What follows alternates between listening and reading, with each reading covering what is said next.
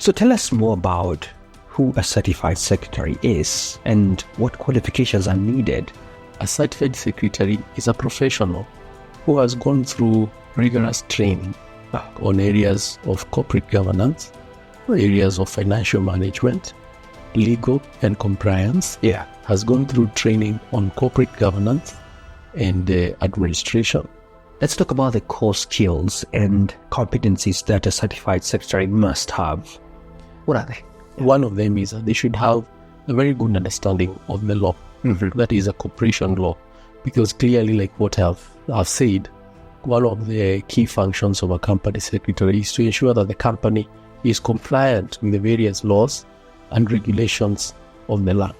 Hello and welcome to the weekly Governance Voice, conversations that we hope will shape the leadership of this nation and even the leadership of organizations and more.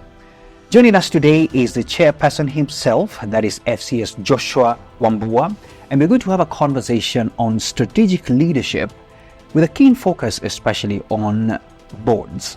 Boards are very integral in organizations and they form a key component of how organizations are run. But what are the do's and don'ts, mistakes that we sometimes observe being made, and how can they be avoided by key boards once they are appointed? FCS Joshua, welcome to the show. Thank you. Let's go straight to the matter of conversation, and it's about strategic leadership. And, it's used a lot when people hear strategic leadership and they think, okay, what do I stand? What do we do that? But one of the key components in any leadership is the boards, especially in institutions, even in governments. We have seen a lot of appointments that happen on boards and all that. But as they say, everything rises and falls on leadership. If the board then is appointed wrong, or if they make their mistakes, it reflects all the way down to the simplest person in an organization. And I wanted to kickstart the conversation by asking you, when we talk about boards and leadership, how do we ensure that organizations' vision and mission are clearly defined and aligned with organizational long-term goals? I think just like you have stated, the board is one of the institutions which drives the strategy of the organization. And it depends on which organization we are talking about. In the conventional corporate world, there will be the board of directors. If we are talking even about the government, even the government is an organization. I think you can see the cabinet headed by the president as the equivalent.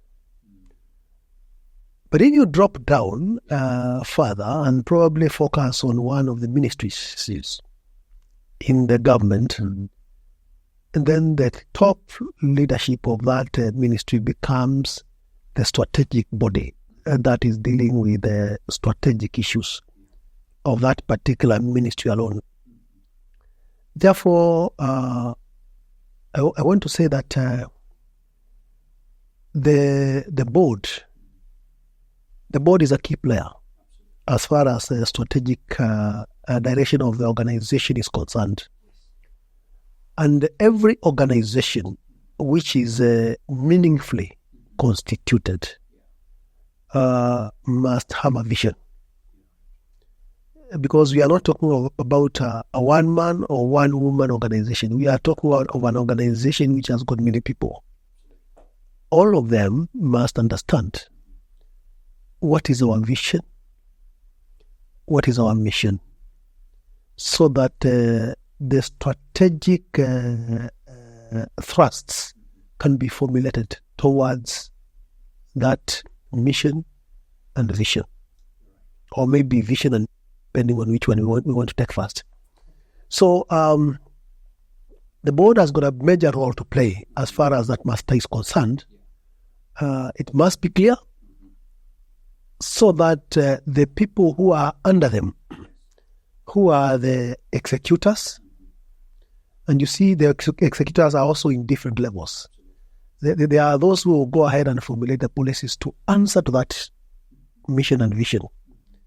Then, after formulating and approving the policies, then the strategic thrusts are also formulated equally, which have got specific targets. And then those targets are given to the people who are executing. And then thereafter, of course, those people who are carrying out the measurements to find out that we are on course and so on and so forth. And even the aspects of provision of resources, because the execution definitely will require resources. And then, of course, people will continue. It will be a continuous evaluation, monitoring and evaluation. That's a term, monitoring and evaluation, to make sure that we are on course. If we are not on course, we must ask ourselves some few questions every other time. Why are we not on course?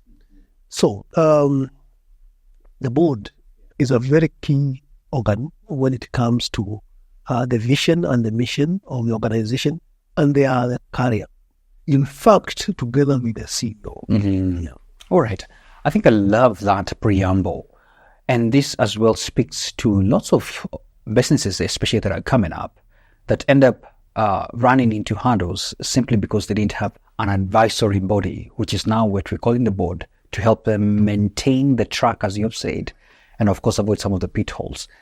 Let me move on. And I wanted to ask you to help us understand the process the board uses to develop and implement organization strategic plans. What is that particular process so that people can appreciate why boards need to be there? To begin with, the strategy must be formulated. And to formulate it, you need a lot of discussions with the right people. Let me put it so, with the right people. Yes. You need to involve your topmost organizational management team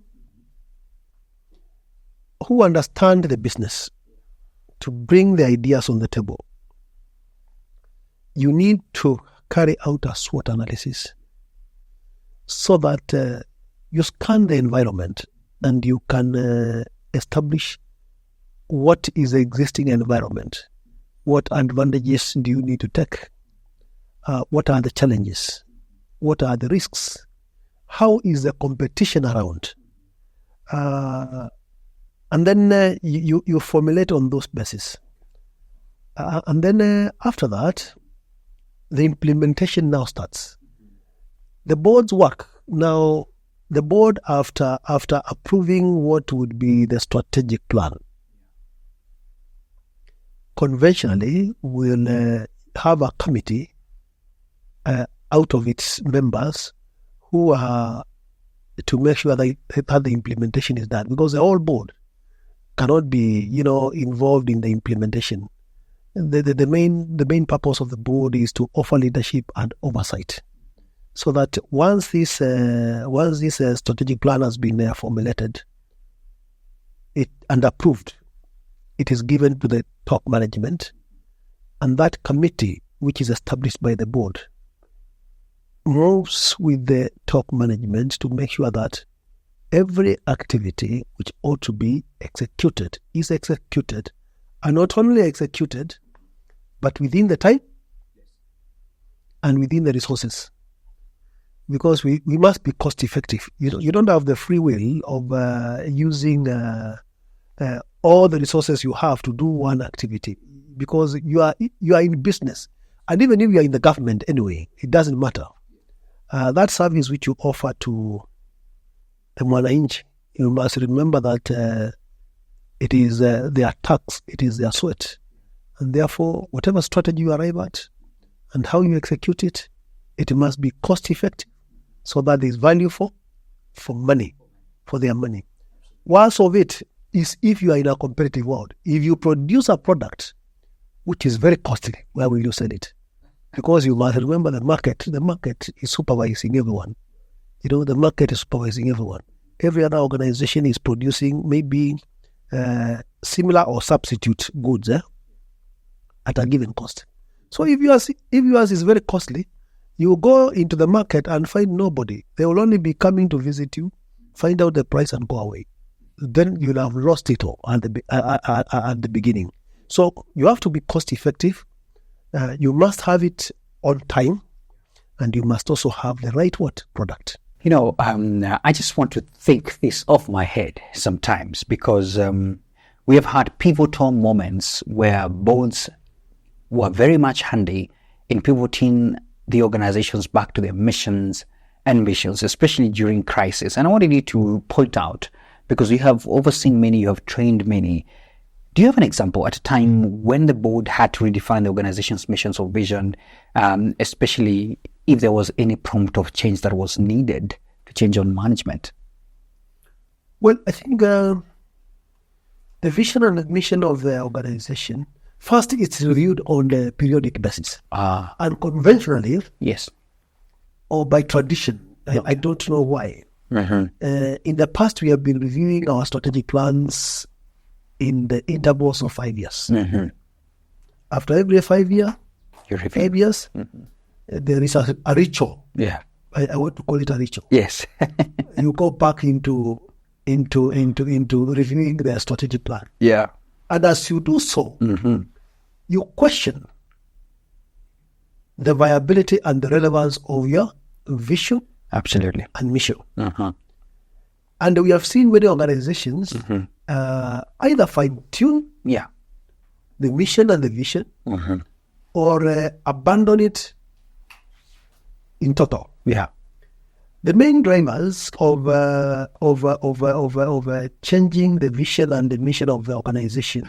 And I think we need to mention that that is something very worrying, because if you change the vision and the mission of the organization significantly, I'm telling you, it's like you have changed the organization again significantly. Yeah. And you may become, you can very easily become a new organization, even if you are still running with the very, very name that you had. You may want even to call yourself New Something. Yeah, New Something. And the main drivers which cause us to change our vision and mission, one of them, of course, is technological change. You know, the world is moving very fast, as you know. Yeah. And so the way we used to do things, maybe last 5 years, is not the way we are doing it today. Yeah, so inevitably everyone will have to relook at their organizational mission, the vision, the objectives, so that you align yourself with the new market. One of the examples we can use, which has caused many organizations to rethink their existence and therefore their vision and mission, I think can be said to be the COVID 2019. Absolutely. I think that was a major. I want to call it an earthquake. Absolutely. Because it shook the whole world. Everybody had to rethink. Not even in Yes, everybody. Everyone had to think. Absolutely. And there are many areas that we have changed in the advent of that COVID-19. That is not the only one. For example, if you look at there is a new move about the artificial intelligence. That is a space to watch. In fact, every organization right now is thinking about the impact of the artificial intelligence. Yeah. And if you want, we can even take examples.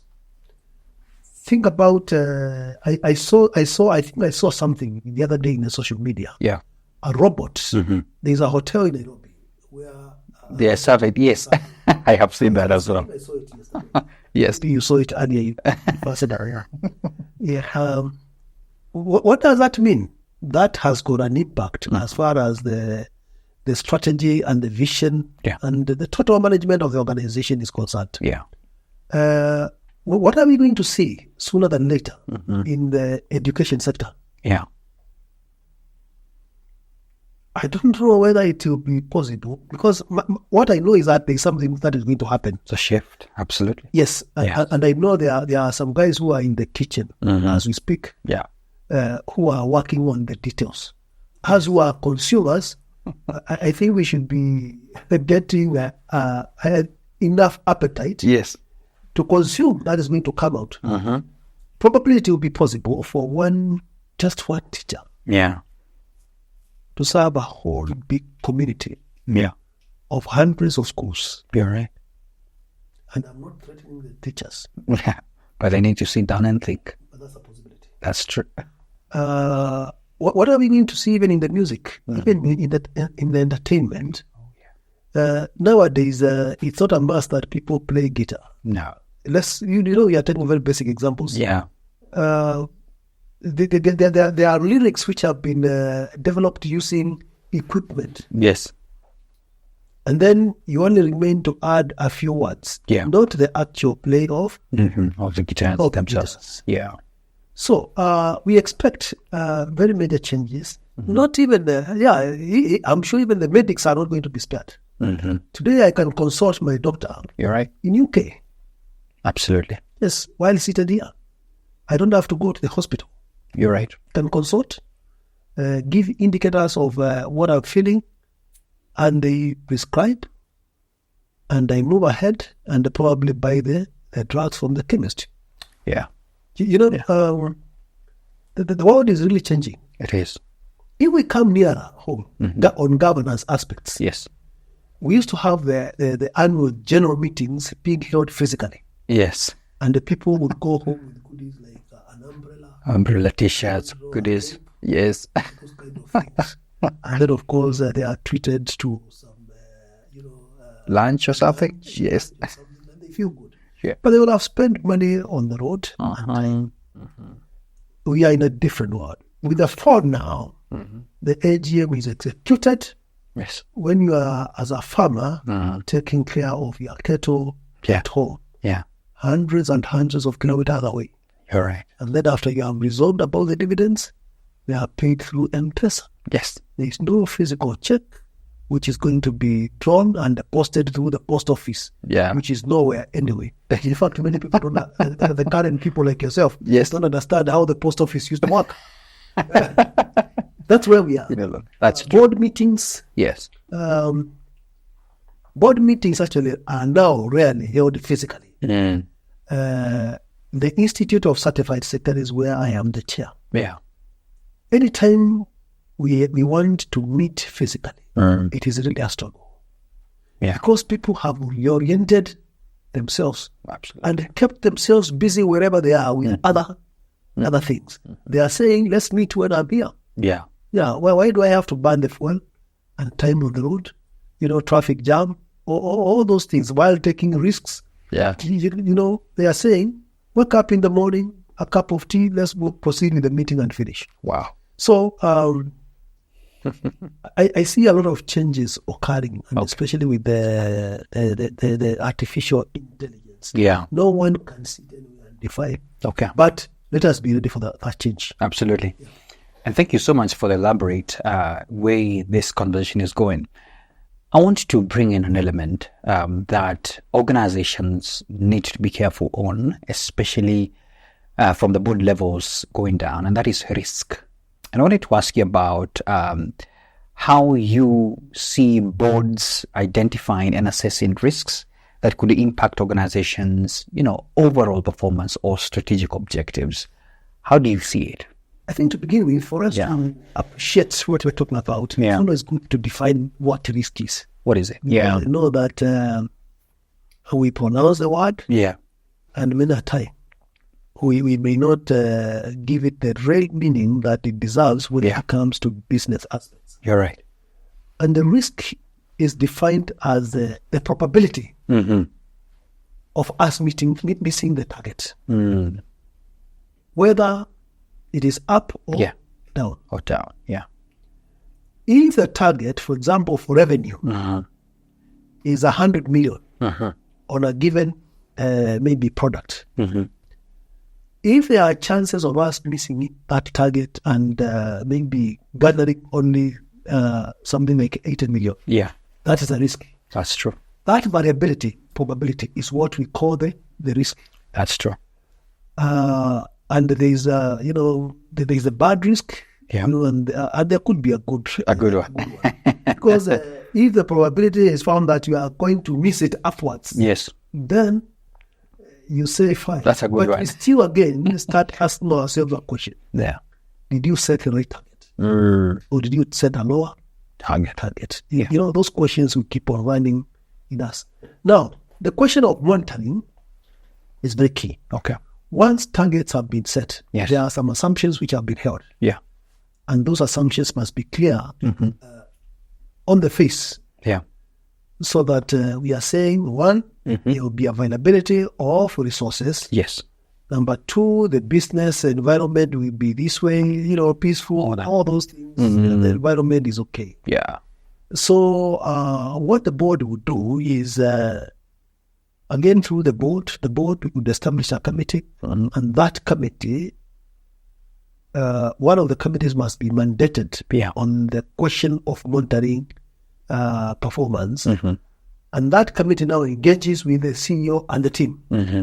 And on very close periodic times, they have to keep on asking themselves, where are we? Where are we? Because the target could be for 1 year, Yes. could be for 2 years, depends on what project you are doing. Yeah. So you need to divide that period into smaller chunks where you can be in control. You could divide it into 4 quarters for the year. Okay. And then every quarter you say, we will have Let's assess. achieved this. The other quarter will have achieved this. And so on and so forth, depending on what you're doing. Okay. And once you have done so, at every quarter, you need to get a report. Where are we? Where? If you find that things are not running well, you have to change gear. You have to find a way of re-strategizing to be able to achieve what you are looking for. Wow. It's just like, you have a journey from here to Mombasa. You are supposed to be there in 6 hours' time. What you do if you want to succeed, let me tell you scientifically, Yes. you better divide your journey into chunks. Yeah. You say, so many hours I'll be here. I'll be here. And then you keep on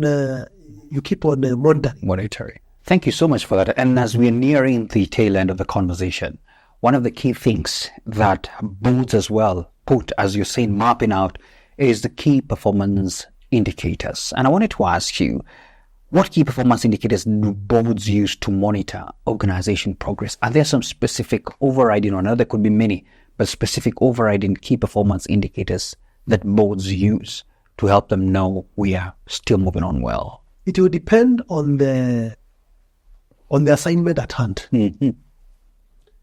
It will depend on the organization. Yeah. The key performance indicators must be formulated on the basis of the organization and the specific project. Yes. For instance, there are some which are conventional, which are a must. Yes. One of them is a budget. Yeah. If you have allocated that assignment a budget, and you know up to point A, B, and C, where if you are going to finish at B, then up to point C, you must have spent only this. Yeah. That's a key performance indicator. Yeah. Number 2 is output. If you have got units of counting what you are supposed to be producing, then that becomes an indicator. Other indicators could be in terms of savings. Other indicators are also, like today, we cannot avoid to talk about ESG, environmental social governance. We must talk about the environment.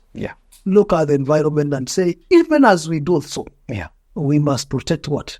The environment. You're right. And this is the indicator that we'll be using for such a purpose. Okay. So all those items, and of course, like I said in the beginning, it will depend on the activity or on the organization. But for the universal ones, one of them is resources, and the other, of course, will be the product which is being produced. 2 things I would want you to talk about as we close is elements that must exist within boards, and there's transparency. We're talking about accountability, and just other elements that really help to achieve organizations' governance framework. I want you to touch on that. And even as you touch on that, and I want to be a bit real here, there are people who jump onto boards, and one of the main reasons is because there's a seating allowance that sometimes you enjoy. And most of them are quote unquote, let me use the word joyriders, simply because they were appointed and they just took it in, knowing very well they're not going to put in the work. That's the elements of accountability, transparency, and everything else. In the constitution of boards, what, in your wisdom, would you say, and, as chairperson of this great institute, what would you say are some of the key things we need to ensure for that environment of accountability, transparency, and driving these organizations in board levels? What are the key things that we should be keen to note? I think one of them is, to begin with, Yes. before you get to accept to join in the board, Yeah. you must define yourself against the board Mm-hmm. and against the institution. Yes. Honestly, Yeah. if you are blank, Mm-hmm. sorry, you better think twice. Very true. Because you must have some value Yeah. addition. Mm-hmm. And that's why when it comes to the constitution of the board, Yeah. we normally look at certain skills mix. Mm-hmm. And a board which is well constituted, with the considerations which are made Yeah. in the appointment of board members, Mm-hmm. must have some certain skills. Mm-hmm. There are those which touch on finances, touching on the technical area, Yeah. touching on governance, as it were, like we are saying now, Yeah. legal aspects, Mm-hmm. and then anything else that you find necessary, depending on where you are Yeah. operating. Mm-hmm. Marketing is also very key, depending if, for example, if you are in a competitive world. Mm-hmm. So, when I am being appointed, or when you are being appointed to be a board member, you better realize that you are going to carry a heavy responsibility. Absolutely. It is not a walk on the park. Yeah. It can't be. Mm. Unfortunate, and I think in the recent past, now we are changing. People used just to go into the board for the purpose of, maybe they used to see it as a job, Mm-hmm. employment, somewhere to earn from. Yes. It is not. Yeah. It is somewhere to go and make an input. And then whatever you are compensated with is normally, something to take care of the impossibles, Yes. like fuel. Yes. A few other things. And so it means that you have got a duty Yes. to ensure that you remain accountable, to ensure that you give value. Mm.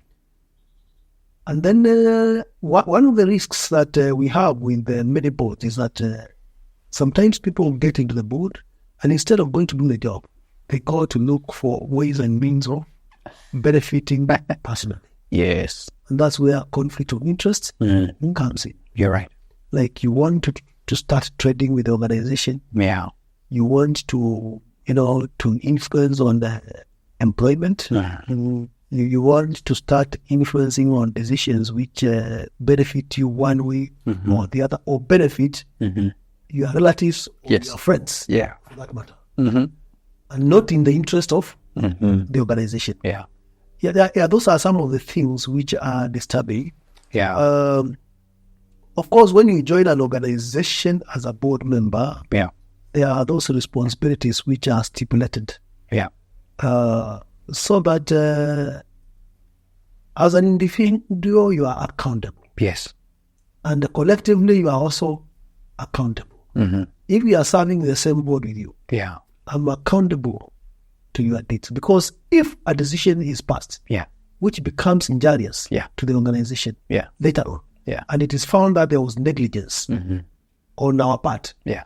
it doesn't matter whether you are the one who proposed it Mm-hmm. and it was seconded by somebody else.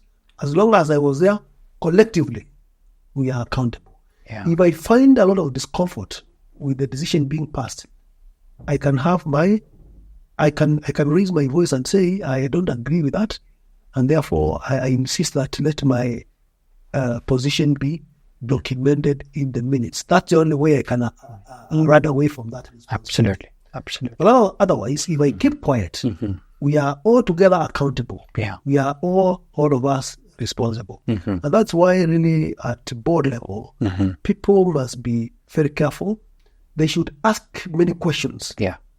There is nothing wrong asking the many questions. My goodness, there you have it on our weekly governance voice, speaking with the chair himself, FCS Joshua Wambua, and very optimistic about what boards really could do, and even a voice to the leadership of the nation as well. And we hope you've gotten your bit, and really also speaking about ethics and the personal touch it has. It's not about the law, it's actually what's above that, so that one day you'll never be haunted as well. Everything as well as yes put really lies within us. With whatever positions we take, whatever board positions we take as well, is to ensure that we are accountable. Thank you so much for your time. That's it from our side right here on the weekly governance voice, courtesy of the Institute of Certified Secretaries. Thank you so much, and bye-bye.